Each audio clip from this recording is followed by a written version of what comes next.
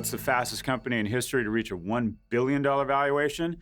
Jet.com, the Amazon rival, achieved that unicorn status in just 4 months. Does that make Jet a winner? We stand by our earlier prediction that it's only a matter of time before it joined the scrap heap of other failed e-commerce startups. Despite $100 million in marketing, 81% of U.S. consumers are unaware that the e-tailer exists. And when people shop on the site, they don't return. 70% of Jet.com purchases are made by first-time buyers. A winner, brands using Kik to sell products. 2 weeks ago, we talked about messaging as the next big thing for marketers.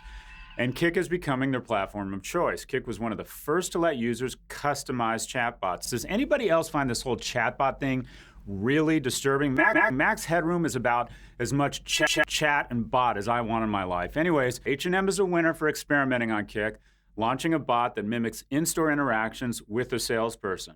A loser, soda. I don't buy it. Diet Coke is still the best solvent for getting rust off the bottom of my skateboard. Anyways, bottled water will surpass soda in sales for the first time ever in 2016. Does that make Coke and Pepsi losers? Not really, since they own the biggest bottled water brands, Dasani and Aquafina. Speaking of soda, until this year, the @DietDrPepper Twitter handle was not owned by the parent company, Coke, but by Michigan resident Diana Hussein, who claims the soda was the first thing she saw on her desk when she started a Twitter account. Hussein rejected offers of free merchandise to give up the handle and instead negotiated that Coke deliver more than 40,000 bottles of water to Flint, Michigan. The real loser here, the American people. When you have to bargain with Coke to get basics like clean water, you know something seriously f***ed up with the system. A winner, billionaires. Well, no. If you stacked up the fortunes of the 50 richest billionaires in the world, you get 1.5 trillion, more than the GDP of Australia or Spain. No surprise, most of the 50 billionaires are older men. Only 4 women made the list, and all through inherited wealth.